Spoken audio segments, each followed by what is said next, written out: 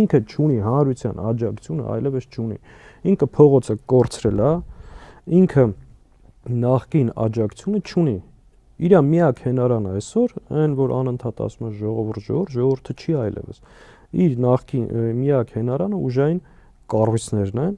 եւ այս իշխանության մնալով շահագրգռված որոշ օլիգարխիկ եւ փողով ու իր իշխանությամբ հետաքրքրված ինչ որ խմբեր։ Դրանք այլևս մեր հասարակության մեջ շատ փոքր մաս են կազմում։ Մենք պետք է կանխենք եւ թույլ չտանք այս ուժային կառույցներով, այս մեթոդներով այս մարդը վերարտադրվի։ Հիմա կգտնենք մեր մեջ այդ հնարավորությունը, ես կարծում եմ կգտնենք ու ձեռքը կբռնենք ու թույլ չենք տա։ Այո, նույնիսկ արձանագրելու դեպքում ինքը փորձելու իշխանություն չտա։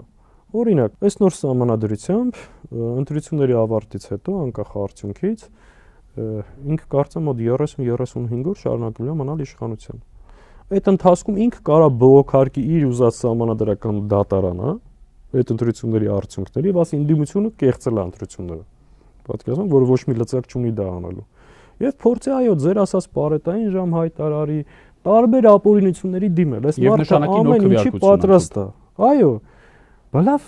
մեր խնդիրն էլ է այս ամեն ինչ թույլ չտալ։